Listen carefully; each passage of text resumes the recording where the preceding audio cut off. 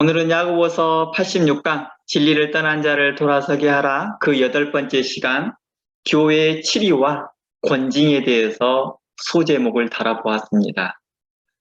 오늘은 진리를 떠난 자를 돌아서게 하는 그 이 일에 대하여서 오늘은 교회의 치리에 대해 관련돼서 이야기할 거고요.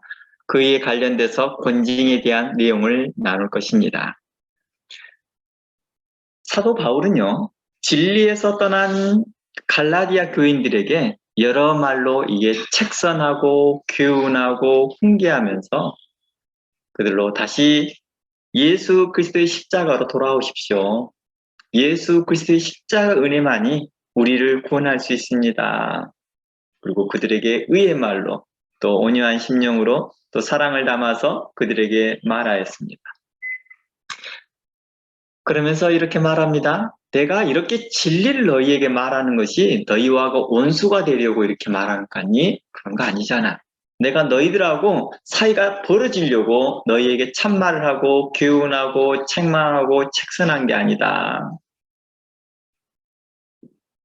그러니 너희들이 돌이켜 예수 그리스도의 십자가의 은혜로 다시 돌아오라 라고 말하였습니다. 그 갈라디아 그 성도들은 어떤 사람들이었습니까? 바로 사도 바울의 통화에서 복음을 듣고 말씀을 듣다가 어느 날 할례당의 교훈을 듣고 갑작스럽게 할례를 받아야 구원을 받는다라는 그 교리에 그들이 돌이키면서 그쪽으로 돌아서면서 사도 바울이 그들을 책선했던 내용입니다. 그러나 그 말을 듣고 그들이 기쁘지 않았나 봅니다. 사도 바울이 의로운 마음과 진심을 다하여서 말하였음에도 불구하고도 그들은 진리로 돌이키기보다 도리어 사도 바울과 원수되려고 하였던 것입니다. 왜냐하면 사도 바울은 율법의 행위, 곧 할례와 절기를 지키는 것과 날과 어떤 유월절과 이런 유대 절기들을 지키는 것으로 구원을 받지 못하고 오직 예수 그리스도의 십자가, 예수 그리스도를 믿는 믿음으로 말미암아 구원을 얻습니다. 오직 예수 그리스도의 십자가의 은혜로만이, 보혈의 은혜를 의지하는 자만이 구원을 얻는다라고 증거할 때 그들은 그 안에서 분노가 일어나기 시작했습니다. 할례는 그리고 유대 절기는 오래전부터 정통적으로 내려온 것이었고 영원한 언약 가운데 있는 것들입니다.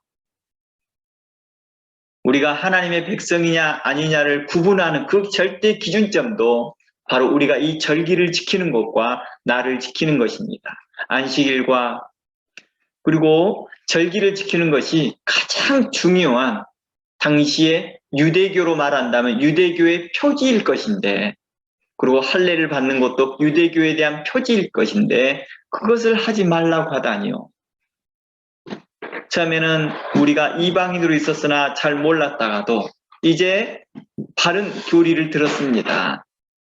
그것은 바로 율법을 따라서 유대 오래 전통에 따라온 그 율법을 따라서 우리가 할례를 받고 날과 절기를 지키는 것이 바로 하나님의 백성다운 삶입니다.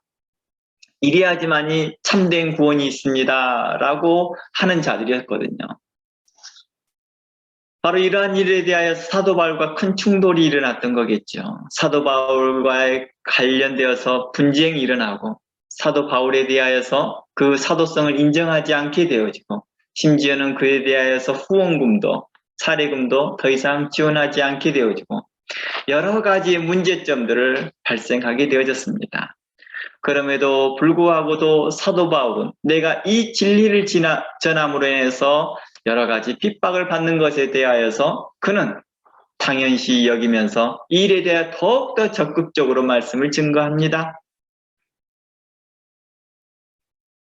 그러면서 사도 바울은 굴하지 아니하고 내가 너희들과 원수가 되려고 이 진리를 말하는 것이 아니다. 내가 참말을 하고 있는 것은 참말, 곧 진리죠. 진리를 말하는 것은 너희가 돌이켜 그리스도의 은혜 안에 하나님 나라를 함께 상속받기를 바라는 마음이다 라고 말하였던 것입니다. 우리가 이러한 내용들 우리가 지난주 시간까지 우리가 다뤘던 것입니다. 이제 오늘은 교회에 대한 치리에 대한 내용들을 연결해서 다루려고 합니다. 만일 성도들 중에서 진리를 떠나서 세상 풍속을 쫓아 살아갑니다. 그리고 세상과 짝하고 탐심을 품고 우상을 집에 두고 절하면서 주술을 행하고 술에 자주 만취해 살고 있습니다. 그리고 마약에 빠져 살고 음란에 빠져 살고 도적질을 하고 사람들을 편가르게 하고 성도들 사이에서 편가르게 하고 이간질을 하고 거짓말로 형제들을 대적하고 이간질하고 있고 또 거짓 소문들을 형제에 대해서 내면서 그 형제로 어려움을 처하게 만들고 또 그리스도의 복음을 변질시키고 거짓된 말씀에 미혹되어 살고 있다면 우리는 그들을 어떻게 해야 될까요? 우리가 지난주 시간을 통해서 우리가 살펴봤던 것이 세상 진리를 떠난 자들은 바로 그리스도의 복음에 떠난 자들, 할례당을 비롯하여서 세상 풍조를 따르는 모든 사람들을 다 진리를 떠난 자들이다라고 보았습니다. 바로 이러한 사람들에게 대해서 교회는 어떻게 해야 될까요? 우리는 그동안 말씀을 통해 이렇게 진리를 떠난 자들을 다시 진리로 돌이켜야 하는 것은 분명한 사실입니다. 그러나 이런 일이 그렇게 쉽지 않다라는 것, 그리 쉬운 일이 아니라는 것은 지난 84강에서 해산의 수고라는 그 소주 주제를 가지고 우리는 함께 성경을 통해 나눠보았습니다. 이럼에도 불구하고도 진리를 떠난 자들에 대한 성도의 마음은 미움과 온방이 아니라 또 심판이 아니라 사랑이었음을 우리는 성경을 통해서 발견하였습니다. 곧 에스겔서 18장의 말씀을 기초하여서 말씀하였습니다. 내가 어찌 악인이 죽는 것을 조금인들 기뻐하겠느냐? 그가 돌이켜 그 길에서 떠나 사는 것을 어찌 기뻐하지 아니하겠느냐라는 하나님 아버지의 마음을 본받아서 그들을 불쌍히 여기고 인자하게 대하며 그들을 긍휼히 여기라 라고 했던 것입니다.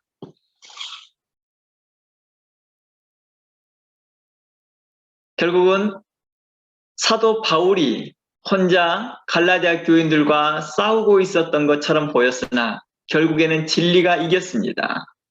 그리고 많은 사도들은 그리고 복음 전하는 자들은 이제 오직 예수 그리스도의 복음을 말미암아 구원을 얻는다는 사실을 명백하게 밝히기 시작하자 할례당이 이제 물러가기 시작합니다. 그리고 다시 돌아온 자들을 향하여서 기쁨으로 환영합니다. 바로 이러한 사항을 성경은 계속해서 이야기하고 있습니다. 진리를 떠났다 할지라도 다시 돌아온다 한다면 하나님께서는 그걸 기뻐하실 것이다 라고 말합니다. 예수님께서 길 잃어버린 양을 찾는 것을 더 기뻐하시는 그 하나님의 마음을 이야기하고 있었습니다.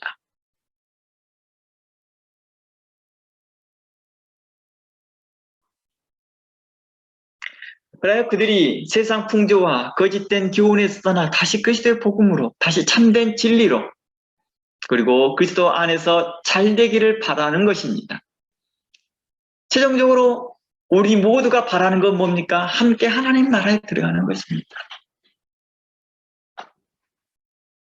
그러나 만일 목회자들과 거룩한 성도들과 거룩한 교회의 의지와 달리 계속 교회에서 분쟁을 일으키고 문제를 일으키고 교회를 어지럽히고 제 가운데 떠나지 않는다 한다면 그들을 어떻게 해야 될까요?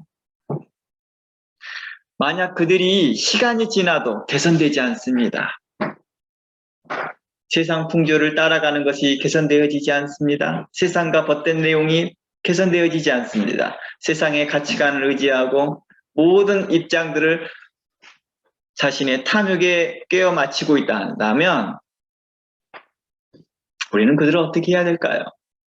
계속 악한 상태로 머물러 있고 심지어 시간이 갈수록 문제가 더 크게 만들어지고 있다는 것입니다.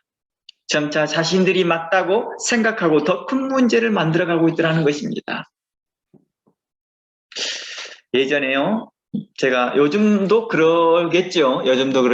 제가 어렸을 때 보면 한 고등학교 대학 신학교 1, 2학년쯤 되어지면 성도님들이 어떤 형태를 띠고 있냐면 목사님의 설교 방향하고 전혀 다른 자의적 성경 해석을 하게 되더라고요.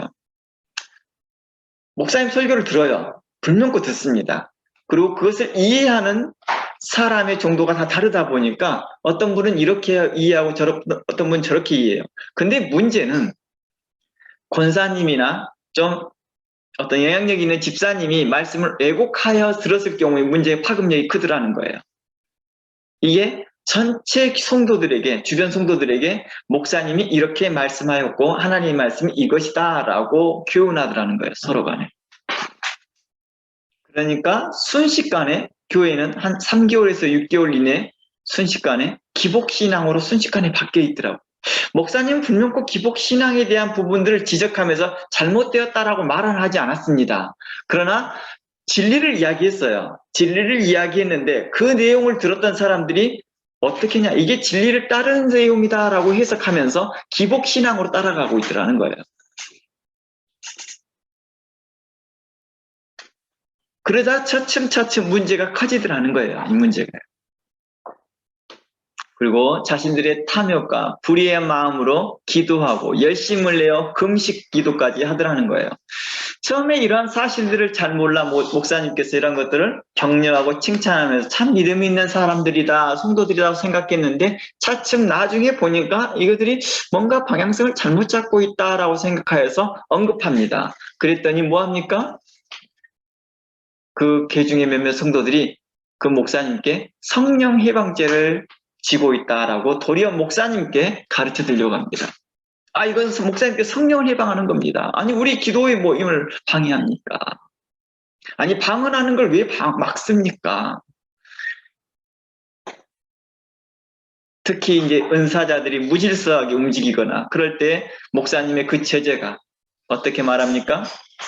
왜 성령 해방죄를 합니까? 하면서 도리어 목사님을 공격하는 일들이 벌어지더라는 거예요. 이러한 일들이 요즘도 그러겠죠. 제가 과거에 그런 경험들을 몇 번 봤거든요. 그리고 그런 간증들, 그런 교회 소식들을 들었거든요. 불륜권 목사님은 그 방향으로 말씀하지 않았는데 그 소식이 어떻게, 그런 교리가 어떻게 이해되었을까요? 그래서 오늘날처럼 말씀이 녹음이 되어지고 그 말씀을 다시 한번 들어볼 수 있어서 참 좋기는 해요. 그걸 가지고 함께 나눠볼 수도 있어서 좀 좋기는 한 것 같습니다. 당시만 해도 그런 녹음 시스템이 없다 보니까 한번 들으면 성도들의 각자의 믿음의 정도에 따라서 또 이해력에 따라서 각각 다르게 이해했던 것을 볼 수 있었던 것입니다. 만약 이러한 일들이 계속 있다면 목사님의 제재에도 불구하고도 교회 리더십의 제재에도 불구하고도 계속 이와 같은 일들이 반복되어지고 있고 성도들 안에서 분쟁이 일어나고 다툼이 일어나고 있다면 교회는 어떻게 해야 될까요? 교회 입장은 어떻게 해야 할까? 계속 인내하고 계속 참고만 있어야 할까요? 그런 피해받는 그 교인들과 성도들과 형제들은 어떻게 해야 될까요? 그곳에는 과연 공의가 있다라고 말할 수 있을까요? 과연 온유로 참고 인내하는 것이 그들을 위한 참 태도일까요?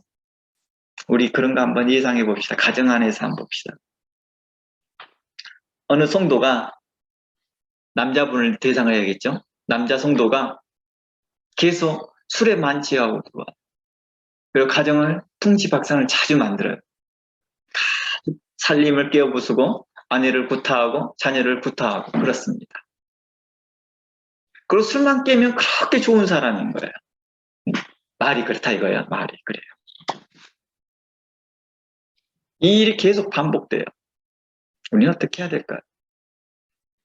바로 이러한 부분들을 생각해 보면 좋을 것 같습니다. 교회에서 이렇게 술이 만취해 있는 그 성도에 대하여서 어떻게 하면 좋을까요? 이건 가정의 문제니까 교회가 간섭하면 안 돼요. 가정이 알아서 해야겠죠. 이제 더 이상 가정의 문제가 아니겠죠. 그 만취한 자가 교회 성도라 한다면, 그리고 피해받는 사람이 교회 성도라 한다면 당연히 교회가 관여해야겠죠. 만약 관여하지 않고 있다 한다면 그 안에 공의가 어디 있으며 그 안에 사랑이 어디 있겠느냐라는 것입니다. 교회가 무관심 일조로 하고 있다 한다면 그 가정이 힘들어하고 있는데도 인내하십시오. 이게 십자가와 같습니다. 참고 인내하십시오. 이렇게 말만 하는 게 맞을까요? 온유로 참고 인내하는 것이 인내하라고 가르치는 것이 참된 바른 교훈일까요? 하나님께서 원하시는 참된 사랑이 그곳에 있을까요? 참고 인내하는 것만이 해결책일까요? 참고 기도하면서 하나님께서 해결해 주시기를 바라는 것이 진정한 믿음의 태도일까요? 그것이 우리 주님이 원하는 교회의 모습일까요? 그건 아니겠죠. 믿음 있는 태도를 오해하였던 거고, 주님이 원하는 교회의 모습을 오해하였던 거고, 기도를 오해하였던 거고, 문제 해결의 방법을 오해하였던 거겠죠. 성경은 우리에게 이렇게 말합니다. 우리 이 부분을 우리에게 있는 제가 좀 전에 잠시 몇 곳을 예를 들었던 곳에 뿐만 아니라 여러 방향에 우리는 이것을 적용할 수 있을 것입니다. 교회가 어떻게 해야 될 방향을 또 개인적으로 어떻게 해야 될 방향을 우리는 이 말씀을 통해 적용해 볼 수 있을 것입니다. 마태복음 18장 15절입니다. 마태복음 18장 15절. 내 형제가 죄를 범하거든 가서 너와 그 사람만 상대하며 공고하라. 만일 들으면 내가 내 형제를 얻을 것이요 만일 듣지 아니하거든 한두 사람을 데리고 가서 두세 증인의 입으로 말마다 증참게 하라. 만일 그들의 말도 듣지 않거든 교회의 말하고 교회의 말도 듣지 않거든 이방인과 세리와 같이 여기라 라고 말하였습니다. 예수님의 말씀을 확대 적용해 보면 죄를 범하는 자, 곧 진리에서 떠난 자들에 대한 단계별로 그리고 순차적으로 지혜롭게 어떻게 행할 것들을 우리에게 교훈하고 있습니다. 먼저 형제가 죄를 범하거든 가서 직접 그 사람과 만나 주의 이름으로 공고하는 것입니다. 책선해 주는 것입니다. 교훈해 주는 것입니다. 권면해 주는 것입니다. 그리고 그의 잘못에 그런데 문제가 있습니다. 만약 그의 잘못에 대해서 아무런 언급을 하지 않고 모른 채, 못 본 척, 그리고 기다려주고 인내하고 있는 것은 과연 옳은 일일까요? 물론 이게 가벼운 문제일 경우에는 문제가 가벼운 문제일 경우에는요. 그렇게 한두 번 눈 감아주는 것도 하나의 방법인 것 같습니다. 인내하고 참아주는 것이죠. 가벼운 문제일 경우에. 그러나 일반적인 죄의 문제에 대해서는 신중하게 생각하여 조심스럽게 그에게 공고해야 되겠죠. 우리가 일반적으로 생각하는 그냥 죄의 문제 말합니다. 그리고 만일 이게 심각한 문제라면 어떻게 할까요? 좀 더 적극적인 자세를 취해야 되겠죠. 좀 더 적극적인 자세를 취해야 되겠죠. 이게 매번 반복이 돼요. 가벼운 일인데도 매번 반복이 돼요. 그런데도 내가 계속 매번마다 무시하고 못 본 채 하고 있는 것은 이건 참된 믿음의 태도가 아니라는 것입니다. 참된 그를 향한 사랑이 아니라는 것입니다. 무관심인 거지요. 방임인 거죠. 방조하는 것이죠.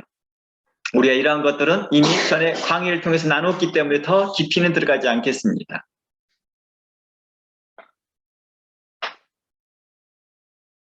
그러나 일반적인 죄에 대한 문제에 대해서는 우리가 말해야 되겠죠. 기회를 보고 때를 보아서 언젠가는 말해야 되겠죠. 지혜롭게, 의롭게 어떻게 온유한 마음으로 그들에게 대하여 설득해 볼까, 공부해 볼까, 권면해 볼까를 생각해 보는 것입니다.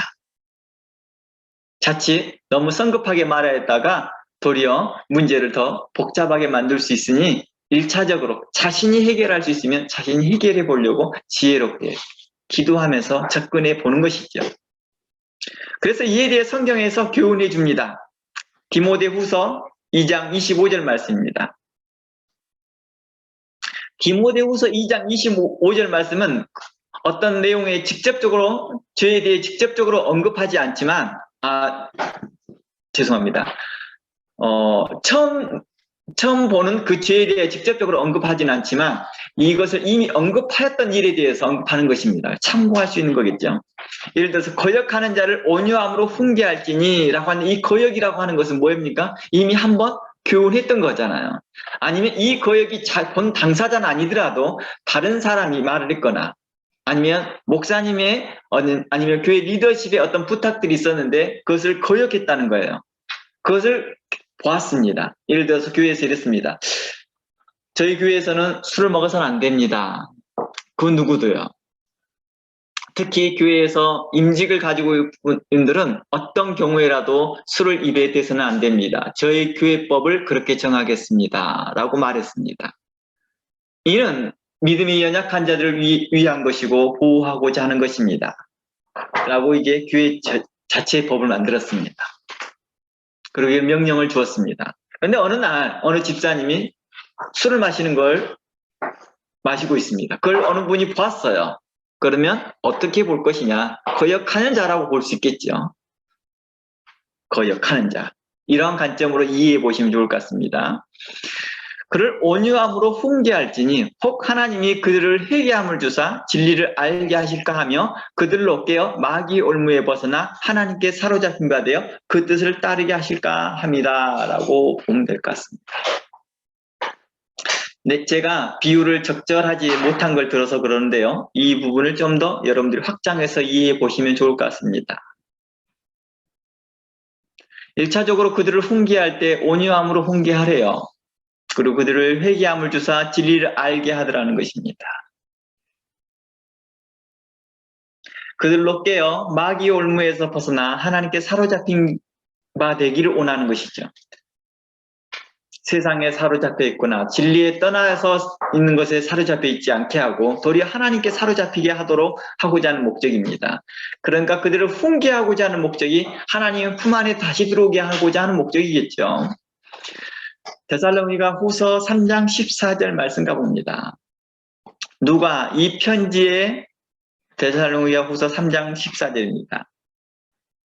누가 이 편지에 한 우리의 말을 순종치 아니하거든 그 사람을 지목하여 사귀지 말고 저로 하여금 부끄럽게 하라. 그러나 온수같이 생각하지 말고 형제같이 권하라 라고 말합니다. 어떤 사람이 계속 말을 듣지 않습니다. 한 번 가서 말하고 두 번 가서 말을 해도 세 번 가서 말을 해도 잘 듣지는 않습니다. 그렇더라도 온수같이 생각하지 말래요. 그를 형제같이 권하라고 말합니다. 그 마음의 미움 감정, 원망하는 감정, 심판하는 감정으로 그에게 말하지 말고 온유한 심령으로 그에게 가서 권하라라고 말합니다. 이곳에서 온유한 마음으로 훈계하라는 것은 어떤 걸까요? 말을 부드럽게 하라라는 뜻도 되지만은 이곳에서 그 온유함이라고 하는 것은 그가 어디를 들어가기를 바라는 거예요? 하나님의 품 안에 들어오기를 바라는 마음이라는 거예요. 이 마음. 하나님의 품 안에 들어오기를 바라는 마음에서 온유함이라고 표현한 겁니다. 물론 전달하는 방식이 온유하면 좋겠죠. 그러나 그렇다 할지라도 그 마음이 어디를 향하고 있는 거예요? 그가 아버지의 마음에 들어오기를 바라는 거예요. 우리 자녀들한테 그러잖아요. 한 번, 두 번 말을 했는데 잘 안 들어요. 그러면 그 아이들에게 크게 혼내잖아요. 큰 소리로. 그렇지만 그 마음에 어떤 마음이 있는 거예요? 그 온유한 마음이 있다는 거예요. 그 아이가 뭐 하기를 바라는 거예요? 바른 길에서 행하기를 바라는 마음이죠. 그래서 1차적으로 아무리 진리를 떠나고 그 진리에 순종하지 않고 거역한 자라 할지라도 그들을 대할 때 온수같이 생각하지 않는 것입니다. 그걸 심판하고 원망하며 미운 감정이 없어야 되겠죠. 그 마음에요. 그리고 그 안에 형제와 같이 사랑으로 형제와 같이 권하는 것입니다. 이미 진리에서 떠났고 거룩한 진리를 거역한 자를 어떻게 형제라고 부를 수 있을까요? 어떻게 그들에게 형제에게 권하듯 권할 수 있을까? 이렇게 의문을 가지는 분도 있습니다. 그러면서 그는 더 이상 형제가 아니지 않습니까? 진리를 떠났는데요. 진리를 거역했는데요. 진리를 한 번, 두 번 말을 했는데도 불구하고도 그들이 진리를 떠났는데 어떻게 그를 우리의 형제라고 생각할 수 있습니까? 라고 반문할 수도 있습니다. 이렇게 반항심이 생기고 이런 반발력이 생길 수도 있거든요. 그러나 우리가 이렇게 생각해 봅시다. 돌아온 탕자에 대한 하나님 아버지의 마음입니다. 자칫 삐뚤어진 마다들의 모습이 우리 마음에 없어야겠지요. 우리가 예수 그리스도의 십자가의 은혜에 충만하면은요, 우리 모두가 돌아온 탕자에 대한 마음이 아버지의 마음 같더라고요. 근데 내 안에 은혜가 떨어지고 내 안에 성령의 충만함이 없게 되어지면 나도 모르는 사이에 삐뚤어진 마다들의 모습이 내 안에서 나오더라는 거죠.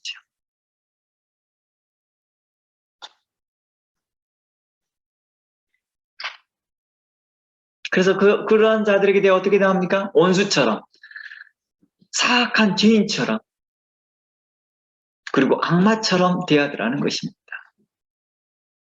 그러나 그러지 말고 형제와 같이 권하라. 이런 태도를 가져야 할 이유를 우리는 계속해서 지난 시간을 통해서 몇 주를 통해서 우리는 계속해서 나눴습니다. 하나님 아버지의 마음을 품다. 너희가 하나님 앞에 긍휼함을 얻은 것처럼 너희도 서로 긍휼히 여기라. 하나님께서 예수 그리스도 안에서 너희를 긍휼히 여기고 용서함과 같이 너희도 서로 긍휼히 여기고 인자하게 대하여 서로 용서하고 서로 사랑 안에 거하라라고 했던 말씀과 같습니다.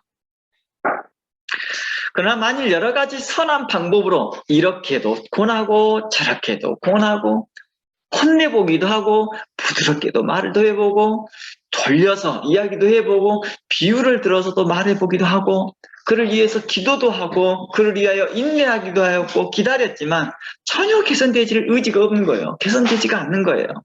계속 세상 정욕에 빠져있고 계속 세상 풍속에 빠져있고 계속 거짓의 교훈을 따라가고 있고 거짓의 교훈에 계속해서 따라가면서 교회 안에서 더 혼란을 일으키게 되고 문제를 일으키고 있고 교회 안에서 이런저런 분쟁을 일으키고 있다면 이들에게 대하여서 우리는 어떻게 해야 될까요? 교회는 이들에 대하여서 주의 이름으로 꼭 치리하라 라고 말합니다. 주의 이름으로 그들을 권징하라 라고 말합니다.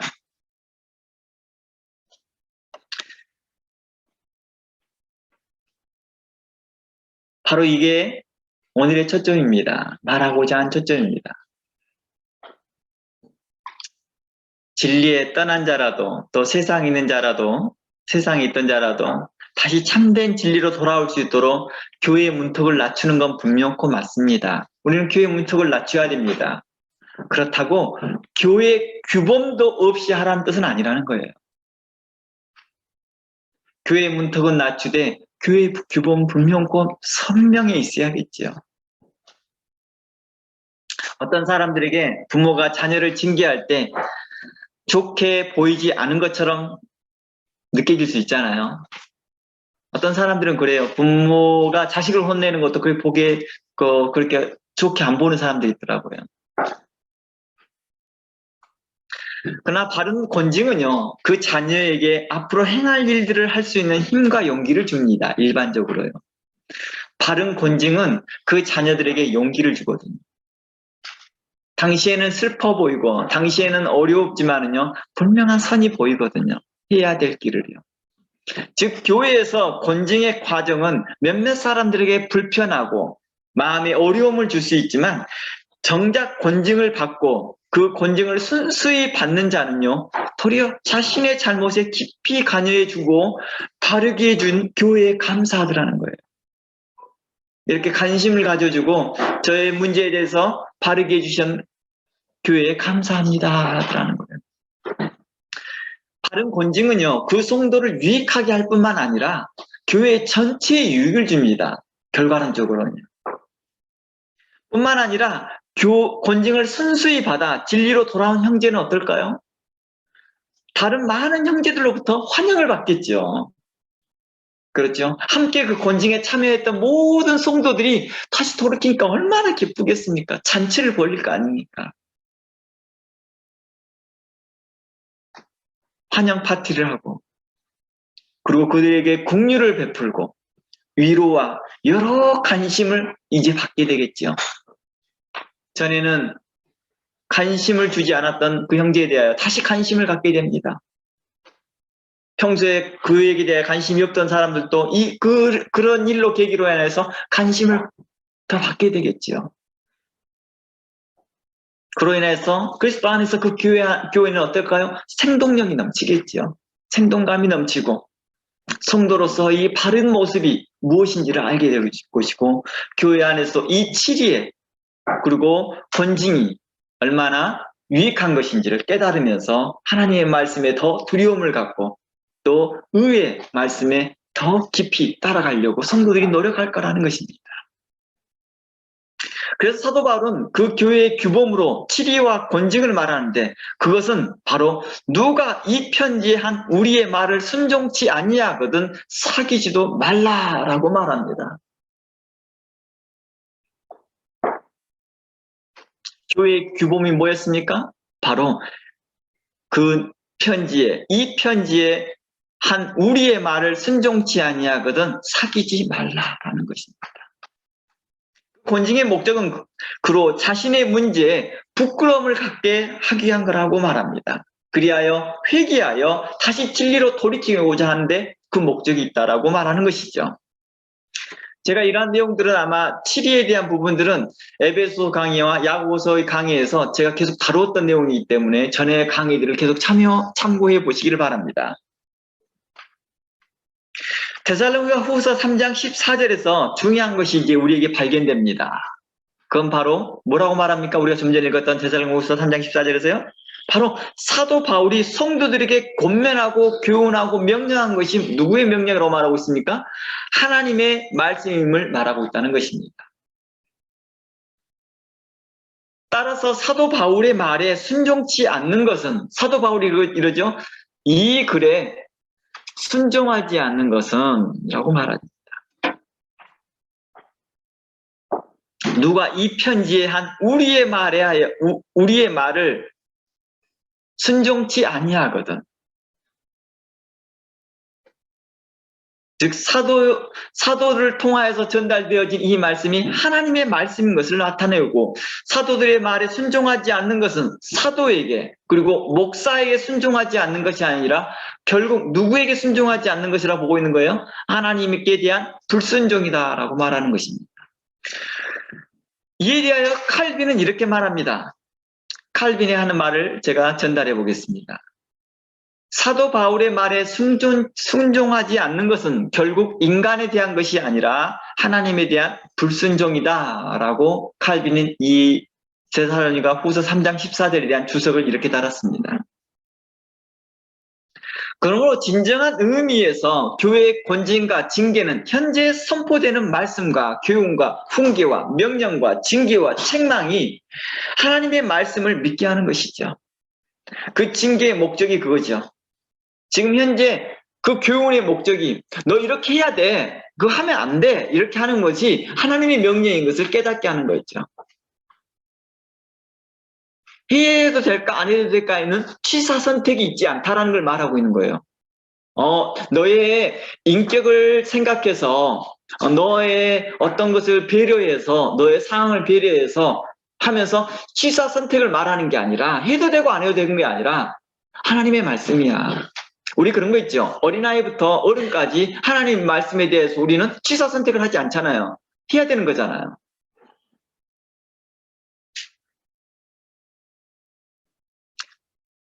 바로 이와 같다는 것입니다. 바로 하나님의 말씀과 같이 생각하는 것입니다. 하나님의 말씀과 같이 생각하는 게 아니라 하나님의 말씀이다라고 믿게 하는 것이죠.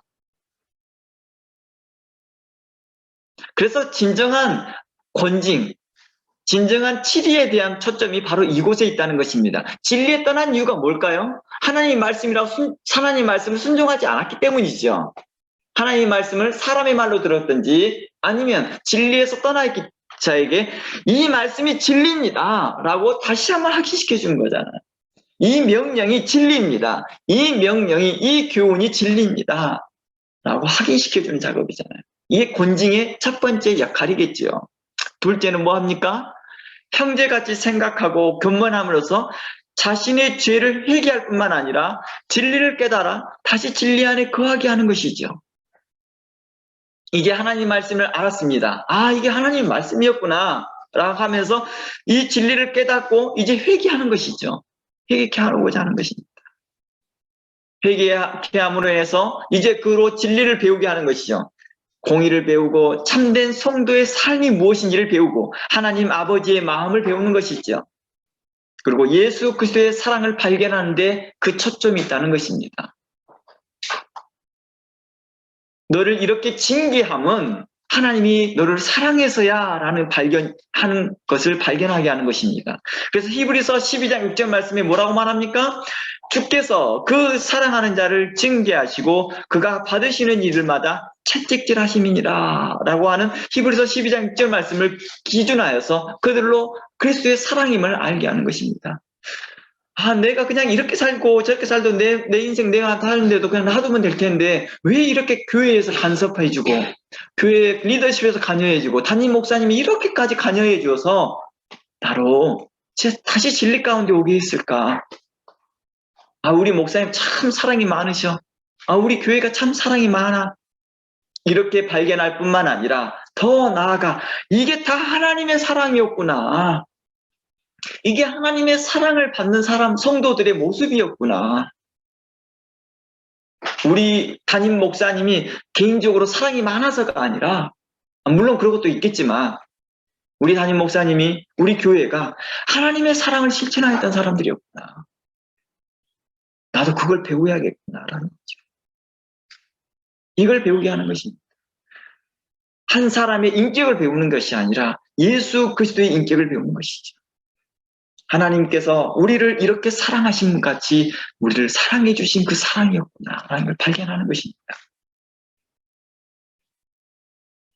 그러나 이러한 교회의 권징과 징계가 받아들이지 아니할 경우는 어떻게 할까요?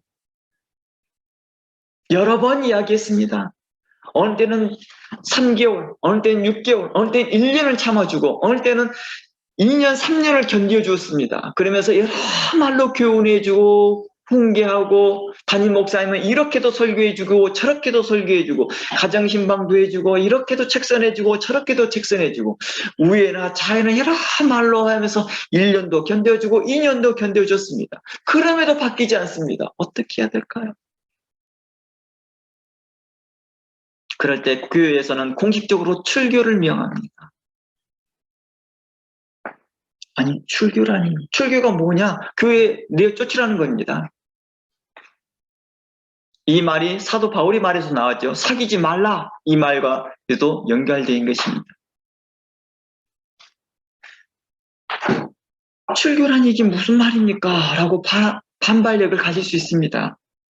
하나님은 사랑이고 돌아온 탕자에 대한 하나님 아버지의 마음을 배우라고 하시고는 그리고 에스겔서 18장에서는 하나님이 악인이 심판받아 죽기보다는 돌이켜 구원받는 걸 더 기뻐하시는 하나님이신데 어떻게 출교를 교회에서 결정할 수 있죠? 라고 반문할 수 있습니다.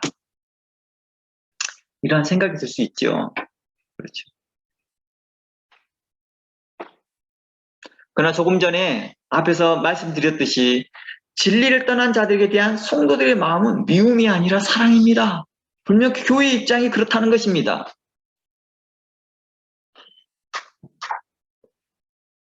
최종적으로 진리 안에서 그들이 다시 돌아오게 하는 것을 하는데 우리 최선을 다하는 것입니다. 그런데 바로 이 출교라는 이 명령이 바로 그 사랑을 실천하는 거예요. 말이 이해가 안 되죠? 어떻게 사랑이 실천하는 방법일까요?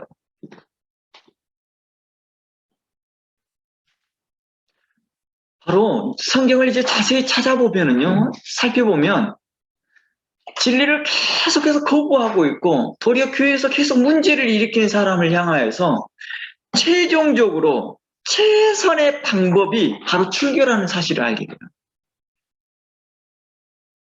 그게 바로 교회에서 가장 취할 수 있는 강력한 권징인 걸 발견할 수 있습니다.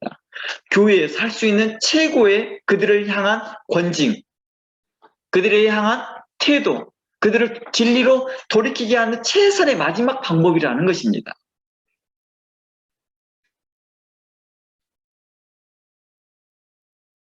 이러한 것들이 참 받아들이기 어려울 말일 수도 있습니다. 그리고 교회에서 권징과 출교는 불편한 모습으로 보여줄 수도 있습니다.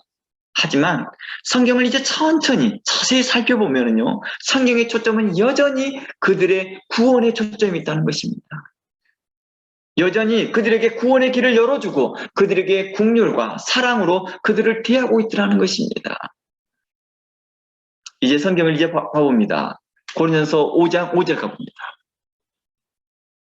고린도전서 5장 5절입니다.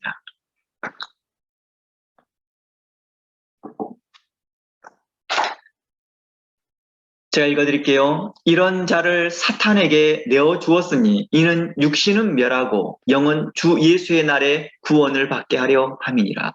이 말이 무슨 말일까요? 고린도전서 1장부터 죄송합니다. 5장 1절부터 읽어보면 좋겠지만 읽지는 않겠습니다. 아이들이 있기 때문에 5절부터 읽어나가 봅니다. 5절에서 이런 자의 죄는 구체적으로 실질적으로 말하기엔 굉장히 부끄러운 죄입니다. 곧 음행하는 자들이었거든요. 이는 세상 사람들도 행하지 않는 죄입니다. 세상에서도 이러한 죄는 가장 큰 죄로 여기고 있거든요. 시대를 막론하고 이러한 죄는요, 어느 시대나 받아들이지 않았어요. 그런데 이러한 죄가 어디에 일어났어요? 교회 안에서 일어나고 있더라는 거예요. 심지어 오늘날에도 이런 일들이 있습니다. 교회 안에서요. 제가 이것을 교회라고 표현하는 게 맞는지 모르겠지만 이단 교회 안에서 일어나더라고요. 정말. 바울은 고린도 교회에서 이렇게 말합니다. 적은 누룩이 온 덩어리를 퍼지게 하는 것이다. 그러면서 5장 6절을 말합니다. 5장 6절 말씀에 적은 누룩이 온 덩어리에 퍼지는 것을 알지 못하느냐. 그러니까 이러한 습관이, 이러한 태도가, 이러한 음행이 점점 퍼져가고 있더라는 거예요. 교회 안에서요. 그러면서 근친상간하는 자들을 책망합니다. 교회 차원에서 강력한 징계로 이들을 사탄에게 내어줘야 한다고 말합니다. 이는 예수님의 말씀으로 이해해보면 이방인으로 또 세리와 같이 여기라 하는 것과 같습니다. 그리고 사도 바울의 말로 하면 그들을 뭐하라? 잘라내어라. 그런데 이러한 자들에게 또다시 진리 안에 거할 수 있을지에 대한 부분들에서 우리는 의문점을 갖습니다. 과연 이들이 진리 안에 돌아올 수 있을까요? 사단에다 내줘버렸는데요. 그들이 새롭게 되어 구원받을 수 있을까요? 라고 하는 그러한 신학적 질문과 신앙적 질문과 우리의 모든 생각들이 이곳에 집중하고 있다는 것입니다. 우리가 신학자가 아니더라도 이런 자연스러운 신학적 질문을 하게 됩니다. 이들이 자연스럽게 구원을 받을 수 있나요? 아니 어떻게 다시 진리로 돌이킬 수 있을까요? 이러한 엄청난 죄를 범하고도요. 이것에 대해서 고린도전서 5장 5절에서 이렇게 설명하고 있습니다. 바로 그게 바로 답이 바로 나오더라고요. 바로 이런 자를 사탄에게 내어주었다. 그리고 이는 육신은 멸하고 영은 주 예수의 날에 뭘 받게 해요? 구원을 받게 한대요. 이게 말이 좀 됩니까? 안 받아들인 사람도 있지만 그들을 구원받게 하려고 이렇게 하고 있대요. 이 본문에서 사단에게 내주었다는 말이 무슨 뜻일까요? 교회 공동체에서 출교시켰다 이 말입니다. 사단에게 내어주었다 이 말은 교회 공동체에서 출교시켰다는 거예요. 세상으로 내보내버렸다 이 뜻입니다. 세상은 누가 권세를 잡고 있어요? 사탄이요. 그러니까 사탄이라고 말하는 것이 곧 세상을 의미하고 세상은 곧 사단이 정확한 곳이라고 이해해야 되는 것입니다. 5장 11절에서 13절의 맥락에서 이제 제가 이제 해석해 보면 이렇습니다. 우리 함께 살펴보겠습니다. 11절부터 쭉 읽어볼게요. 고린도서 5장 11절부터. 이제 내가 너희에게 쓴 것은 만일 어떤 형제라 일컫는 자가 음행하거나 탐욕을 부리거나 우상 숭배를 하거나 모욕하거나 술 취하거나 속여 빼앗거든 사귀지 말라. 자, 교회 안에서 이런 일들이 벌어졌습니다. 음행하는 자가 있습니다. 탐욕하는 자가 나타났습니다. 우상 숭배하는 자가 있습니다. 그리고 모욕하는 자가 있습니다. 이 모욕이라는 것은 어떤 거예요? 목사님을 모욕하든지 아니면 형제를 모욕하든지 이러한 일들입니다. 그리고 술 취하거나 그럼 속여서 빼앗는 일이 발생돼요. 지금 이런 일들을 사귀지 말래요. 출교와 같다는 거예요. 출교의 그 전 단계가 되겠죠. 출교의 전 단계가 되겠죠. 그런 자와 함께 먹지도 말라 합니다. 신앙의 교제를 하지 말라는 거예요. 믿음의 교제를 하지 말라는 거예요. 함께 먹지 말라는 것은 신앙의 교제를 하지 말라는 거예요. 12절. 밖에 있는 사람들을 판단하는 것이야. 내가 무슨 상관이 있기로마는 밖에는 누구예요? 세상 사람들을 말해요. 세상 사람들은 판단하는 것은 사람들이 판단하는 것은 내가 무슨 상관하겠느냐마는 교회 안에 있는 사람이야. 너희가 판단하지 않으랴. 그러니까 우리가 그런 거예요. 교회 바깥에 있는 사람들에 대해서는 우리가 간섭하지 않습니다.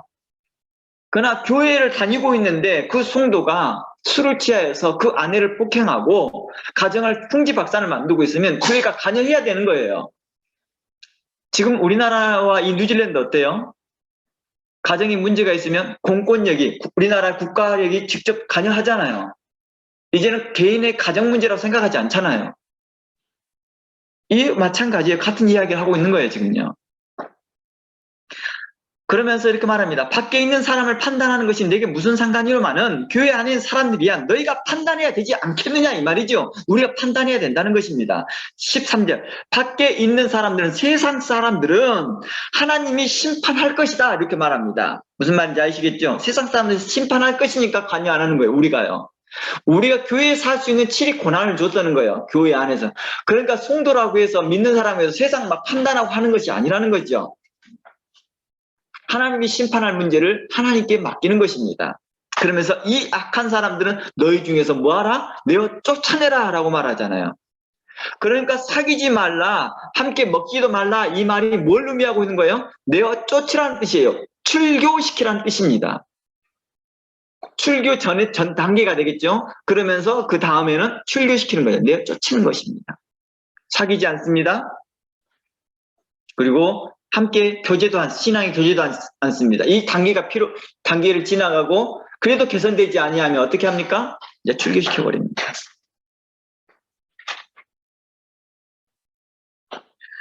사도 바울은요, 교회가 책임 있는 거룩한 공동체로서의 행동을 우리에게 요구하고 있습니다.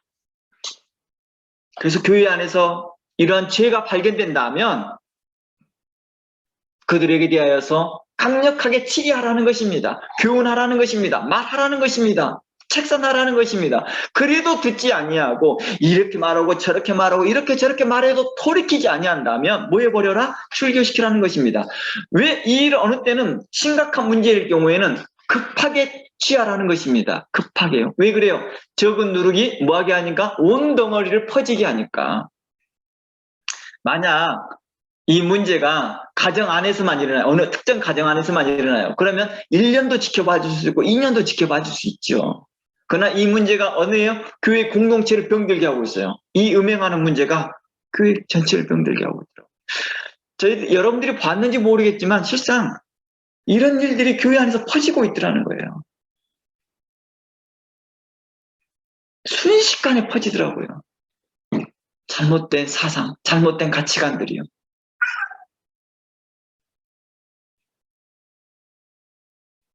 바로 이러한 부분들을 우리는 생각해 보아야 됩니다. 이런 것들은 어떻게 즉각적으로 행동해 줘야 한다는 것입니다. 즉각적으로. 이들을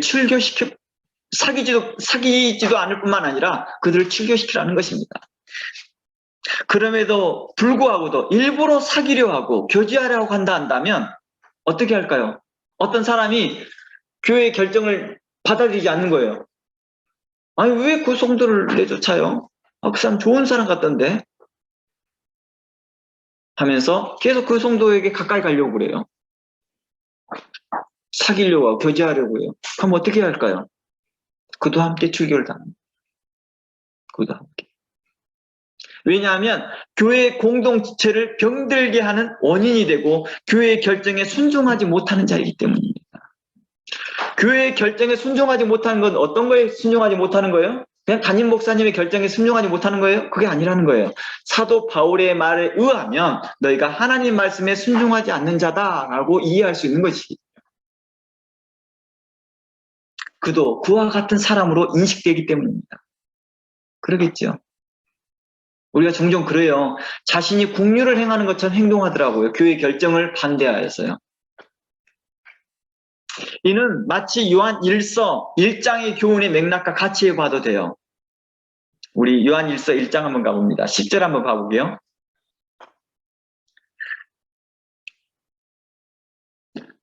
요한 1서 1장 10절. 누구든지 이 교훈을 가지지 않고, 여기서 이 교훈이라고 하는 1장 10절 말씀에서 누구든지 이 교훈에 들어가지 않는다라는 말이 누구예요? 지금 제대로 찾았네요. 요한 2서입니다. 죄송합니다. 요한 2서 1장 10절입니다. 죄송합니다. 누구든지 이 교훈을 가지지 않고라고 하는 것은 다르게 표현할 수 있겠죠. 이 명령에 순종하지 않고 너에게 나아가거든 그를 집에 들이지도 말고 인사도 하지 말라. 뭐 하지도 말래요? 교제하지도 말고 인사조차도 사귀지도 말라는 거예요. 그런데 11절 그에게 인사하는 자는 그 악한 일에 참여하는 자이다 라고 하는 거잖아요. 그만큼 교회에서 온 신경을 집중하여서 한 영혼에 대하여 진지하고 심각하게 결정하였는데 너무 경솔하게 교회의 결정을 무시하고 행동하는 거라는 것입니다. 이런 건 의롭지 못하고 하나님께 칭찬이 없다는 것입니다. 실상 교회의 권징의 그 초점과 목적을 분명히 알지 못하기 때문이지요. 교회의 권징의 초점이 분명히 알았으면 이렇게 행동하지 않았겠지요. 교회의 권징의 초점이 사랑이었구나. 그를 다시 진리로 돌이키려고 하는 마음이구나. 그런데 그 사람이 진리에 떠나 있는데 이게 진리에 떠난 사람이라고 보이지 않는 거예요. 자기 눈에는요. 자기 눈에는 그냥 평범하게 보이고 좋게만 보이는 거예요.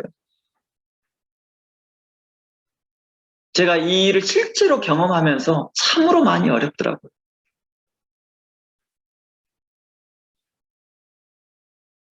이런 일들을 교회에서 7일을 함께 나간 일이 정말 힘들고 어렵습니다.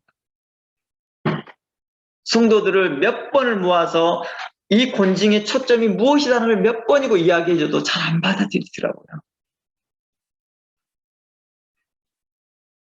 그만큼 어려운 일이라는 것입니다. 사도 바울은 그동안에 계속해서 세례 요한부터 계속 지난주부터 이야기하지만 자신들의 목숨을 걸고 하더라는 거예요. 진리를 돌이키게 하는데요. 내가 이 교회에서 담임을 할까 말까 고민하지 않아요. 내가 이곳에서 사역을 더 할까 말까 고민하지 않는다는 것입니다. 진리를 선포하고 말 거냐, 진리를 선포할 거냐 말 거냐에 대한 초점만 있더라는 거예요. 그러나 탐욕이 심한 자들은 뭐예요? 틈만 나면 내가 어디 한 자리 해볼까 하고 있더라는 거예요.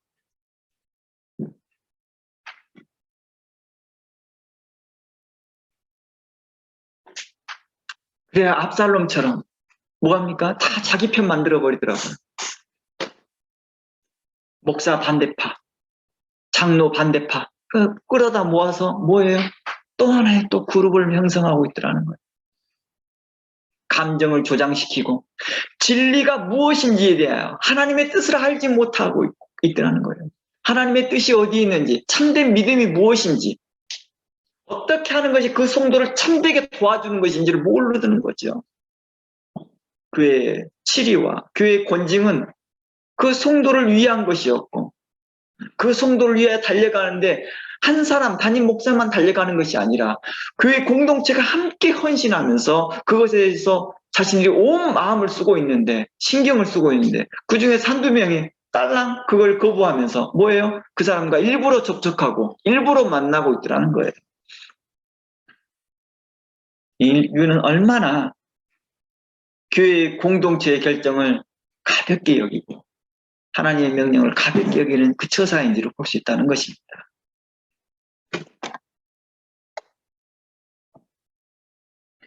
조금 전에 우리가 살펴보았던 데살로니가후서 3장 14절에서 우리의 말을 순종하지 아니하거든 그 사람을 지목하여 사귀지 말라 명령한 것은 거룩한 공동체가 함께 힘을 모아 그 권징하는 데 참여하는 것을 말하고 있다는 것이죠. 그렇죠? 그러니까 이렇게 말하고 있습니다.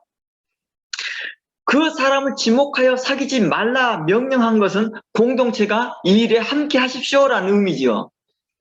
공동체가 함께 하십시오. 이 권징하는데 이 성도를 권징하고 이 성도를 치리하는데 함께 참여해 주기를 원합니다. 이 말이에요. 해야만 한다는 것이죠. 꼭 해야만 합니다. 교회 리더십의 결정에 함께할 의지를 보이라는 것입니다. 그러니까 사귀지만 않더라도 내가 교회 결정에 내가 함께합니다라는 그 의지를 보여주는 거예요. 오늘날 목회자를 통해 선포되는 말씀과 교훈과 책망과 명령이 하나님의 명령을 믿는다면 교회의 공동체의 결정에 함께 동참하라는 것입니다. 사도 바울이 그런 거죠. 사도 바울의 말을 하나님의 말씀을 믿는다면 내 말을 그렇게 믿는다면 공동체의 결정을 따라 주십시오. 이렇게 말하고 있는 거죠. 참고로 성경에 이러한 말씀이 있습니다. 데살로니가전서 2장 13절입니다.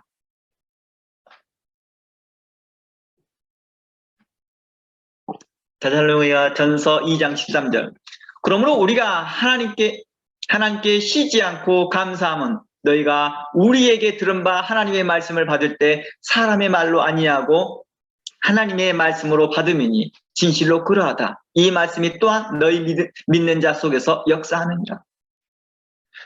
믿는 자들에게 역사하는 것이 뭐예요? 하나님의 말씀이었습니다. 하나님의 말씀은 누구에게나 역사하는 게 아니라 믿는 자들에게 역사하더라는 거예요. 그런데 그 하나님의 말씀을 증거하는 사도 바울이 증거할 때 그 말을 하나님의 말씀으로 들었다라고 말합니다. 마태복음 10장 20절 말씀에 이렇게 말합니다.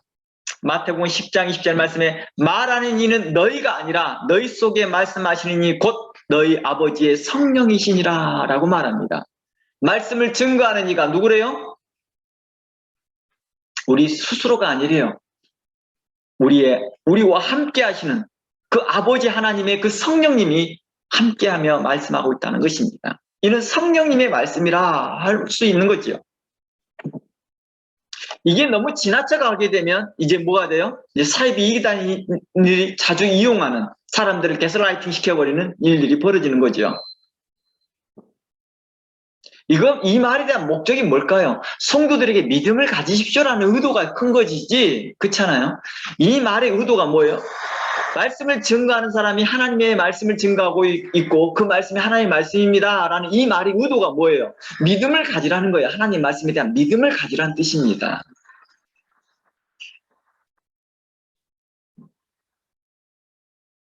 이 말의 초점이 목사를 어떻게 볼 거냐, 이런 초점이 아니라는 거예요.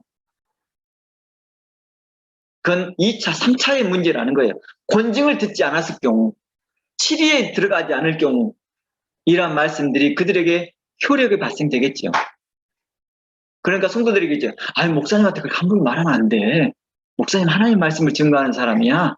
이렇게 하면서 진리를 떠나고 반항심을 가진 사람들에게 있어서 돌이키는 데 도움을 주기 하고자 하는 목적의 부차적인 내용인 것이지 실질적으로는 우리에게로 믿음을 가지라는 거예요. 하나님의 말씀을 믿는 자들에게 역사하기 때문입니다 라는 걸 말해주고 싶은 거죠. 그래서 데살로니가전서 4장 8절 말씀에 이런 말이 있습니다. 그러므로 저버리는 자는 사람을 저버림이 아니요 너희에게 그의 성령을 주신 하나님을 저버림이니라 라고 말합니다. 그러면 목회자들에게만 성령님이 임하고 있을까요? 아니라는 거예요. 성도들에게도 동일하게 이렇게 말합니다. 사람들이 너희를 끌어다가 넘겨줄 때 무슨 말을 할까 미리 염려하지 말라. 무엇이든지 그때 너희에게 주시는 그 말을 하라. 말하는 이가 너희가 아니요 성령이니라 라고 하신 그 예수님의 말씀입니다. 우리 모두가 그렇다는 거예요. 우리 모두가요. 그래서 우리가 신학교 때 그런 말들 들어요. 자주요. 오늘도 성령의 음성을 듣는, 누구를 통해서 들을지 모르니까 겸손해지라는 거예요. 그러니까 우리에게 뭘 말하고 있습니까? 말씀을 받을 때 겸손한 마음으로 이게 하나님의 말씀인 걸 믿고 들으라는 것입니다. 그때 역사하니까요.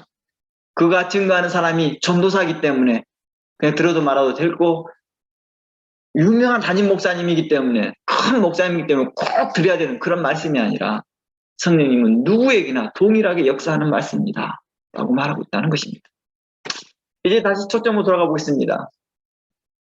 출교는 교회에서 하는 극단적인 징계 조치입니다. 그러나 그 출교의 목적은 1차적으로 하나님의 말씀에 대한 엄중함을 드러내는 것입니다. 하나님의 말씀에 그 명령이 엄중하다, 그 진리이다, 그러지 않으면 심판이 있다라는 걸 말해주고자 하는 것입니다. 그러니까 하나님의 말씀을 믿으면, 진리 안에 들어오면 구원이 있고 기쁨이 있고 즐거움이 있고, 그렇지 못하면 바로 심판이 있다는 걸 말해주고자 하는 것입니다. 그리고 그들의 죄악을 부끄럽게 하고자 하는 것입니다. 또한 다른 성도들을 보호하고자 한다는 의미도 같습니다. 이 권징은요. 만일 그러지 아니한다면 어떻게 합니까? 나도 해도 되나 보다, 너도 해도 되나 보다, 이렇게 하는 것입니다. 가정에서도 그래요. 저희 가정에도 자녀들이 많다 보니까 특정 자녀를 혼내기도 합니다. 근데 그 자녀의 혼내는 그 모습을 보고 다른 자녀들이 돌이키는 모습들을 돌이키는데 다른 행동을 하는 경우가 보이니까. 이런 자주 일어나는 일들이에요. 교회 안에서도, 학교 안에서도, 공동체 안에서, 사회 안에서도 그렇잖아요. 여러분들이 속해 있는 직장 안에서도 그래요. 보스가 가끔씩 특정한 사람 혼내요. 근데 실질적으로는요, 다 혼나야 될 문제를 특정 한 사람만 혼내요. 그래서 직원들이 긴장하잖아요. 그걸 뭐 하고자 하는 거예요? 그 공동체를 보호하고자 하는 목적도 있다는 거예요. 물들지 못하도록. 아, 이렇게 해도 되는구나 하는 그런 태도 갖지 못하도록. 그래서 적은 누룩이 온 덩어리에 퍼지지 못하는 것을 막는 조치라고 볼 수 있는 것이죠. 그러니 이러한 조치에 교회 리더십이 해야 될, 교회 리더십은 당연히 해야 될 조치라는 거예요. 어떤 조치요? 징계가요. 치리가요. 내가 교회 리더십으로 이 치리를 하지 않고 있다? 문제가 있는 거예요. 내가 부모로서 이런 치리의 역할, 아이들에게 훈육하지 않고 있다? 부모로서의 역할을 하지 않는 거죠. 교회 공동체는 이러한 결정에 순종하고 그 마음으로, 한 마음으로 이제 우리는 행동하게 되겠죠. 그랬을 때 교회 안에 유익함이 있고 그 개인에게도 유익하다는 것입니다. 그러나 독단적으로 남의 죄에 간섭하는 것은 유익하지 못하다는 것입니다. 자칫 자신의 행동이 교회 공동체의 결정보다 더 의롭고 지혜롭다고 보여줄 수 있기 때문입니다. 또는 스스로 교만한 생각에 빠질 수도 있고요.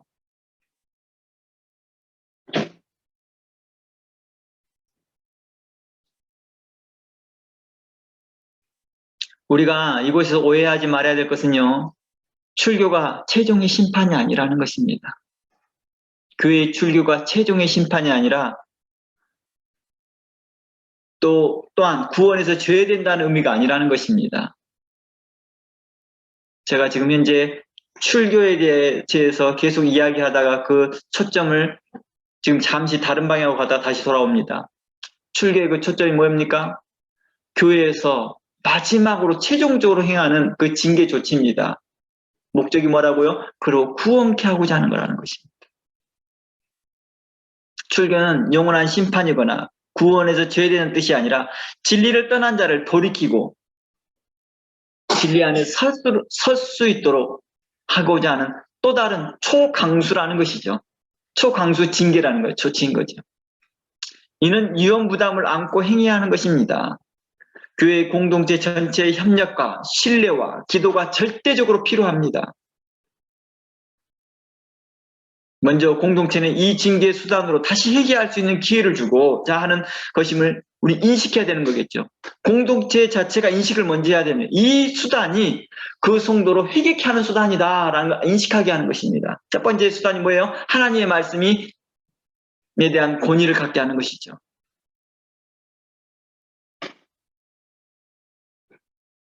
다시 말해 다른 방식으로 그에게 회개할 수 있는 기회를 주는 것임을 인식해야 되는 또 다른 방식이라는 거예요. 회개케 하는 방식, 회개케 하고자 하는 또 다른 방식이라는 것입니다. 그 증거로 사도 바울의 그 다음 말을 발견하는 것입니다. 5장 5절, 고린도전서 5장 5절. 다시 초점으로 돌아가다 보니까 좀 너무 멀리 와 있네요. 지금요. 고린도전서 5장 5절. 이는 육신은 멸하고 영은 주 예수의 날에 구원을 받게 하려 함이니라. 이 말이 진리를 떠났다 할지라도 그들에게 여전히 하나님 나라가 그에게 기회가 있음을 말하고 있잖아요. 그렇잖아요. 물론 이 말이 영과 육이 따로 분리되어 육은 심판받고 영은 구원받는다라는 말이 아닙니다. 성경에 절대 이런 말은 없어요. 영과 육이 함께 구원받았으면 구원받았고 영과 육이 함께 심판받았지 분리해서 한쪽은 심판받고 한쪽은 구원받는 그런 일은 절대 없습니다. 그래서 칼빈은 이 말을 이렇게 말합니다. 사단에게 내어주는 행위는 일시적인 출교를 말하는 것이다. 이것도 임시조치다라고 표현하고 있는 것입니다. 뭐라고요? 임시조치요. 그러니까 교회에서 영원한 추방이 아니라는 거예요. 언제든지 돌이키기를 바라는 마음에서의 출교인 거예요. 강력한 추방이죠. 우리 그런 거 있죠. 예전에 그 부모님들이 자녀들을 훈육하는 법을 잘 모르다 보니까 너무 말을 안 들으니까 어떻게 해요? 팬티만 입혀놓고 바깥에 내보내버리더라고요. 못 들어오게 해요. 어떤 경우도 있습니까? 경우에 따라서 보따리 짐 하나 싸가지고 그때 예전에는 보따리가 있었거든요. 보따리에 딱 몇 가지 짐 넣고 던져주면서 나가! 이렇게 말하더라고요. 근데 그 자녀가 그 말을 듣고 뭐예요? 진짜 나가고 있더라고요. 진짜. 그게 나가란 뜻이 아니죠. 돌이키라는 뜻이죠. 잘못했습니다라고 절절 비라는 뜻이죠. 근데 안 해요. 자존심 세워놓고 그래 하고 가지고 나가버립니다. 그러다가 한 3개월 있다 고생하고 들어와야지 제정신이 차린 거죠. 그러지 않고 또 영원히 떠난 애들도 있죠. 영원히 아니겠지만 아무튼 오랫동안. 철이 없어서 그래요. 이런 사람들. 그 말의 의미를 모르는 거죠. 지금 현재 성경이 그거 있는 거예요. 출교하여라. 이 말이 그들을 영원히 내어 쫓으라는 뜻이 아니라 그 말을 듣고 회개하기를 바라는 거예요. 그대로 자기 죄가 부끄러운 줄 알아야 된다는 거예요. 그래서 사귀지도 말고 그에 몰래 뭘 갖다 주지도 말고 그래서 가끔씩 드라마 보면 그러잖아요. 회장님이 아들이 그 못난 아들을 보면 그 형들한테 돈 주지 마 그렇게 말하잖아요. 아무도 이렇게 도와주지 마. 철들라고 하는 소리죠.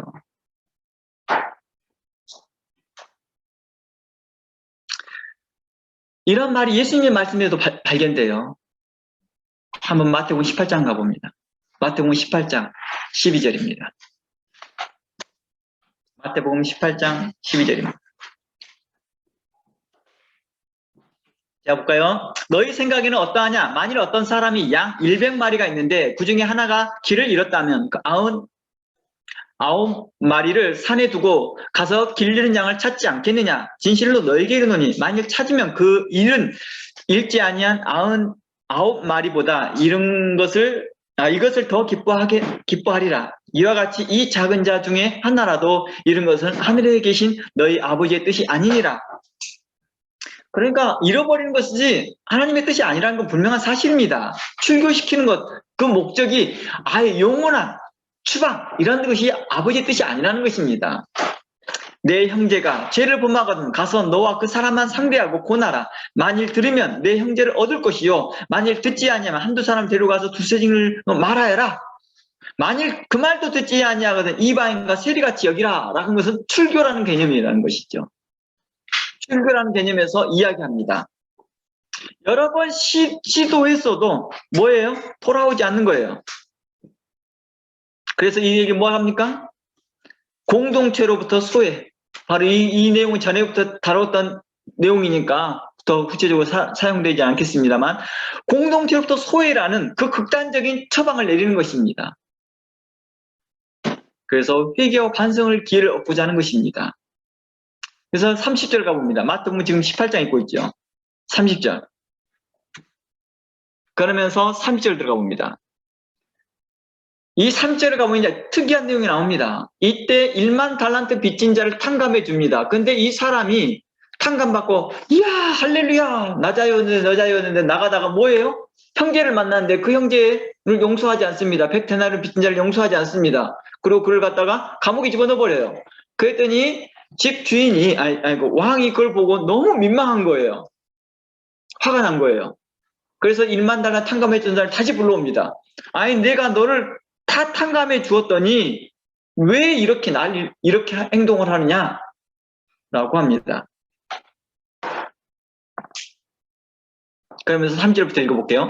허락지 아니하고 이에 가서 저가 빚을 갚도록 옥에 가누거늘 그 동간들이 그를 보고 심히 민망하여 주인에게 가서 그 일을 고하니 이에 그 주인이 저를 불러다가 말하되 악한 종아 내가 빌기에 내가 내 빚을 전부 탕감하여 주었거늘 내가 너를 불쌍히 여긴 같이 너도 내 동간을 불쌍히 여김이 마땅치 아니하냐 하고 주인이 노하여 그 빚을 다 갚도록 저를 옥졸들에게 붙이니라. 뭐라고 했어요? 그를 영원히 감옥에 쳐넣었다 이렇게 표현하지 않고 34절에 주인이 노하여 그 빚을 다 갚도록 저를 옥졸들에게 붙이니라. 그러면 빚을 다 갚으면 나올 수 있어요? 없어요? 나올 수 있겠지요. 이곳에서 옥에 가두고 옥졸들에게 붙였다는 말이 바로 고린도전서에서 말로 보면 사단에게 내주었다는 뜻이에요. 사단에게 내주었다. 옥졸들에게 붙였다. 라고 이해하면 될 것 같습니다. 그리고 이곳 예수님의 비유에서 꼭 기억해야 할 교훈이 뭐예요? 1만 달란트 이미 탕감받았지만 또다시 감옥에 들어간 극단적인 조치가 이루어진 것은 최종 심판이 아니라는 것입니다. 그에게 기회의 문은 여전히 열려 있다는 것입니다. 그것이 34절에서 발견됩니다. 주인이 노하여 그 빚을 다 갚도록 옥졸들에게 붙였다는 것입니다. 만일 그 빚을 다 갚게 되면 옥에서 나오겠죠. 방법이 뭘까요? 그게 35절이 나와요. 35절이에요. 너희가 각각 중심으로 그 형제를 용서하지 아니하면 내 천부께서도 너희에게 이와 같이 할 것이다 라고 하잖아요.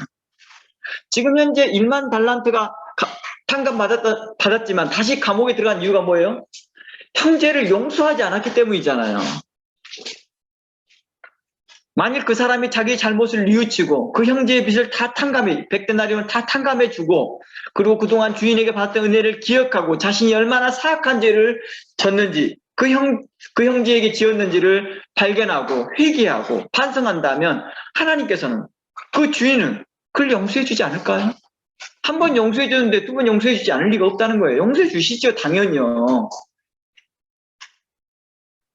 그 주인이 그냥 그 사람이 괘씸해서 집어넣은 거잖아요. 그 돈을 꼭 받고자 하는 목적이 아니라. 무슨 말인지 이해했습니까? 그러니까 그에게 옥졸들에게 붙였다는 것은 뭐예요? 다시 그에게 기회를 줬잖아요. 그러면서 이렇게 말합니다. 다 갚기 전에는 못 나와 이렇게 말하잖아요. 그럼 말을 바꿔서 얘기하니까 갚으면 나온다는 뜻이에요. 방법이 뭡니까? 바로 예수님께서 말합니다. 각각 중심으로 너희 형제를 용서해라. 실제로 고린도전서 6장에 가보면요. 고린도전서 6장 가봅니다. 다시 구원받는 사람들을 이제 언급합니다. 다시 구원받는 사람들을 언급해요. 고린도전서 6장 9절 가봅니다. 우리가 계속 그래서 고린도전서 6장을 중심에서 계속 보고 있습니다. 5장 5절부터 시작해서 6장으로 넘어와서 계속 설명하면 같은 내용이에요.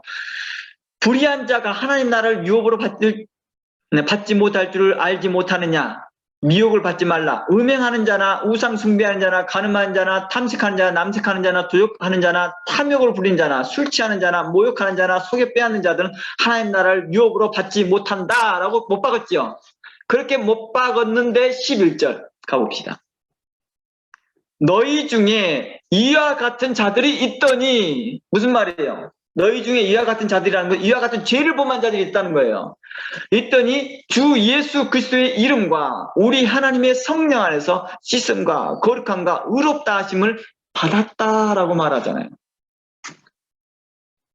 너희 중이라는 말이 무슨 말이에요? 우리 공동체 안에 있었다는 거예요.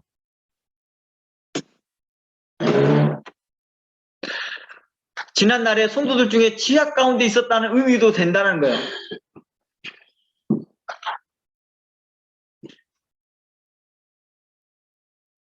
그러므로 출교는 교회의 치의징계로 끝나는 것이 아니라 큰 죄악에 빠진 영혼을 구원하는데 꼭 필요한 복음적 수단이라는 거예요. 복음적 수단. 그리고 출교당한 사람에게는 그게 마지막 기회일 수도 있겠죠. 물론 그 기회까지 무시한다면 하나님께서 세상을 심판하실 때 함께 그를 심판하실 거라고 말합니다. 이게 고린도전서에 말하는 거예요. 세상 사람들이야 내가 간섭할 수 있겠느냐. 이건 하나님이 심판하신다 할 때, 그 세상이 심판할 때 그도 함께 세상이 있었기에 함께 심판받겠지요. 그러니까 예수님의 비유에서 그를 감옥에 두었다라고 할 때 그 감옥을 어떻게 보면 되세요? 사단에게 내어주었다라고 이해되어 줄 수 있는 거겠지요. 그러니까 감옥 수에게 뒀다는 거예요. 그러니까 쉽게 말해서 음행하는 사람들에게 대해서 어떻게 될까요? 교회에서는요. 그런 세상에서 지지 않는 그런 죄를 보면서요. 어떻게 해야 될까요? 신고해야 되는 거예요. 신고해서 그럼 뭐예요? 감옥에 가게끔 하라는 거예요. 감옥에 가게끔요. 실질적으로 감옥에 가게 해줘야 되는 거예요. 우리 교도소에서 그리스도를 만난 분들이 굉장히 많아요. 그렇잖아요. 교도소에서 복음 사역을 하신 분들이 굉장히 많습니다. 저도 교도소에서 한 1년 넘도록 계속 교도소 사역을 해보았는데요. 정말 사람들이요. 달라져 있어요. 전에 저렇게 흉악범이었나? 라는 의심이 갈 정도로 그 예배에 참석하는 사람들은요. 자신이 선택해서 온 사람들이에요. 자신들이 온에서 온 사람들이에요. 종교 예배가 있습니다 하면 거기서 자기 각자의 종교가 있는데 안 해도 되거든요. 오락가까지 해도 되거든요. 근데 그 사람들은 그게 오거든요. 돌이키더라는 거예요.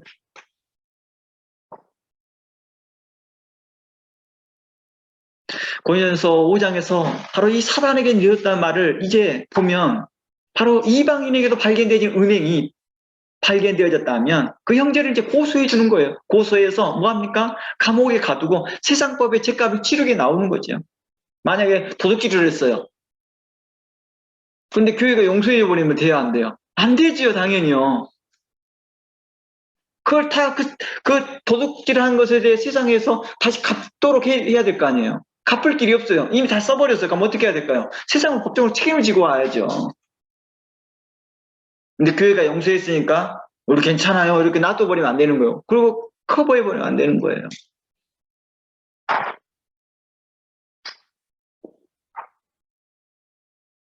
고해 성사의 문제점이 바로 그거잖아요. 말을 들어놓고 말을 안 한다는 그 조건 때문에 말을 다 범죄자들이 다 해놓고 난 다음에 나자요, 나자요, 할렐루야보다는요. 북놓고 그걸 고소해야 되거든요. 성경은요. 성경은 그렇게 말하고 있거든요. 고소하라고요. 사단에게 내어줘야죠. 이 사단이라고 말하는 표현이 좀 억양이 좀 안 좋으니까 제가 세상 법정에 세워야 된다고 표현할게요.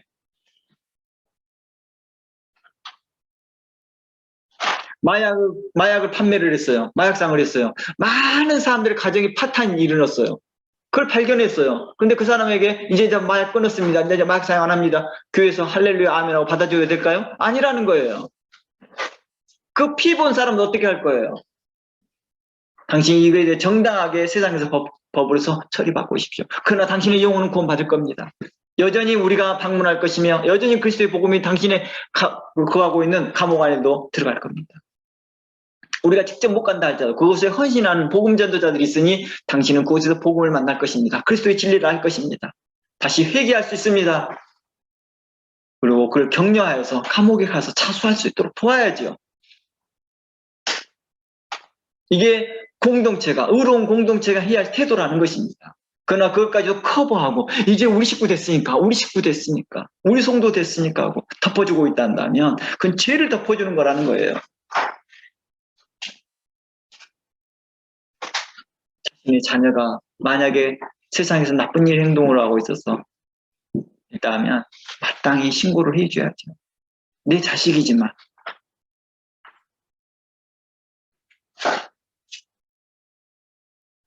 내 자식인가 품어 안으려다가 도리어 큰 탈을 당합니다.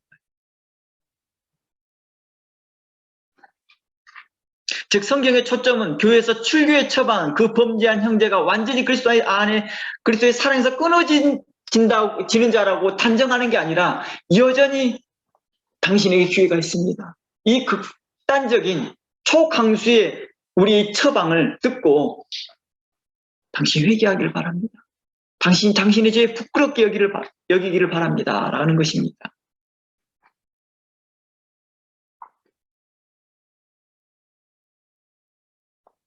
한 사람이라도 구원코자 하는 것입니다. 길 잃은 자를 최대한 구원코자 하는 교회의 조치인 것입니다. 교회가 할 수 있는 그 마지막 경계선인 거죠. 그 이상의 문제는 하나님이 관여할 문제라는 거예요. 하나님께서. 사람으로 더 이상, 교회를 공동체에서 더 이상 할 수 없다는 거예요. 근데 어떻게 해요? 종종 이제 이런 것도 이단교에서 나타나. 너무 자기 자신 신적인 위치에 올라와 버리니까 어떻게 해요? 성도들이 삐뚤어진다고 해서 그 사람을 갖다 직접 뭐합니까? 하해해버립니다. 죽이기도 하고. 자신이 심판자가 돼 있더라고요. 교회는 심판자의 역할을 잊지 않더라고요. 출교가 심판처럼 보이지만 출교가 여전히 뭐예요? 그들에게 마지막 주는 경계의 조치였다는 것입니다. 훈계 조치였던 거죠. 그리고 그 공동체를 보호하고자 한 태도인 거죠. 왜냐, 그들을 두려웠다가 바로 두려오게 했다가는 다친 공동체 전체가 병드니까. 마치 이것과 같습니다. 구약의 것으로 적용한다면 문둥병 환자를 회중의 바깥에 누워둬서 그를 여전히 살게 하고 멀리서 음식을 줍니다. 그리고 회중 안에 못 들게 합니다. 그리고 정기적으로 자신이 좋아졌던 일을 확인하기 위해서는 제사장에게 검열을 받게 합니다. 오직 제사장만이 만날 수 있습니다. 그런 조치인 것처럼 그런 거죠. 출교를 해놓고 오직 누구만이 감당하면 돼요? 교회 리더십 한두 분만 그분을 컨택해서 이미 그분들은 어떤 사람이에요? 목적이 분명하니까 그 리더십의 담임 목사님이 될 수도 있고 장로님 돼서 그분들도 한두 분만 그분을 컨택해서 상황이 어떤지만 멀리서 보는 거예요. 마치 문둥병 환자에 대해서 지체장들이 보고 멀리서 보고 괜찮네. 7일만 더 기다려. 7일만 괜찮을 것 같아. 7일 했다고 봤는데 그 반점이 사라졌어. 오케이. 회중 안에 들어오십시오. 그러나 여전히 7일 후에 가셨는데 그것이 여전히 있거나 아니면 더 퍼져 있으면 진중에서 더 멀리 보내주더라. 아니면 그대로 스테이 하십시오. 저희가 40일 후에 다시 점검하겠습니다. 이런 것처럼 출교가 그러한 역할이라고 보면 되는 거예요. 다시 어떻게 하든지 공동체 안에 들어오게 하고자 하는 목적인 것입니다. 다시 진리 안에 들어오게 하고자 하는 목적이라는 것입니다.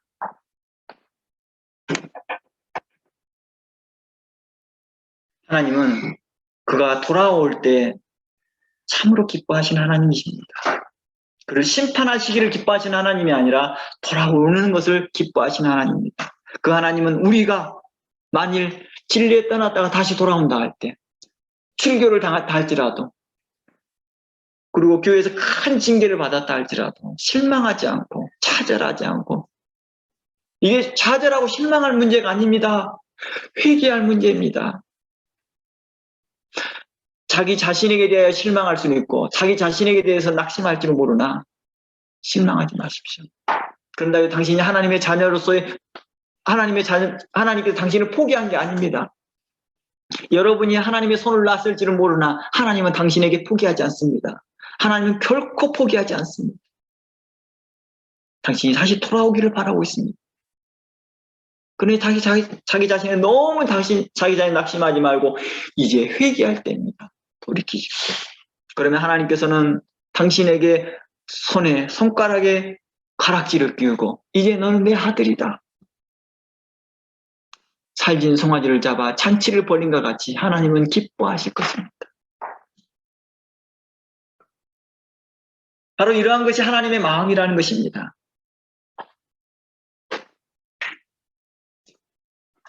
하나님께서는 우리가 다시 돌아오기를 바라고 있는 것입니다. 나의 백성이 나를 떠나 돌아섰지만 내 사랑이 내 백성은 포기하지 못하니 내 모든 것 내어주고 나 그들을 얻으리라 하는 그 찬양의 가사처럼 하나님은 포기하지 아니하신 하나님이시라는 거죠. 그러니 여호와께 돌아오라고 말합니다. 그러나 만일 돌이키지 아니하고 끝까지 고집 피운다면 어떨까요? 진리에서 떠나버린다면 하나님은 결단코 심판하실 거라는 것입니다. 세상 사람들과 함께. 우리 그 하나님께 우리가 나아가기를 원합니다.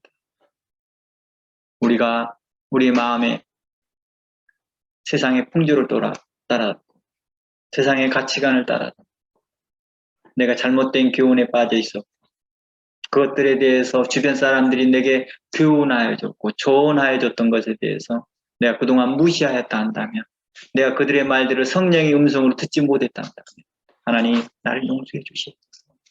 주께서 나에게 온유한 방법으로 여러 방식을 통해서 여러 가지 모습을 통해서 내게 성령으로 내게 온유하게 말씀하였음에도 불구하고도 내가 듣지 못하였나이다. 내가 깨닫지 못하였나이다. 내가 돌이키지 못하였나이다. 그럼에도 불구하고 하나님께서 나에게 인내하시고 지금까지 말씀하여 주신 하나님께 감사합니다. 그래서 하나님께 그러한 감사, 여러분들이 그걸 돌이키려고 하는 그 의지가 여러분 마음 심령 가운데 있기를 원합니다. 하나님은 여전히 여러분들이 주께 돌아오기를 바랍니다. 행여 죄 가운데 있었다 할지라도 큰 죄 가운데 있다 할지라도 하나님 여러분들을 다시 돌아오기를 바라시는 그 하나님이십니다. 그러니 우리 주변에서 그러한 형제들이 있다 한다면 이 그리스도의 놀라운 복음을 증거하시기를 바랍니다. 혹시 여러분 주변에 그러한 자들이 있다 하면 예수 그리스도의 놀라운 구원의 은총, 그 사랑을 여러분들이 함께 나누며 그들로 다시 진리로 돌이키는데 함께 힘쓰기를 주의 이름으로 축원합니다. 다 함께 기도합니다. 하나님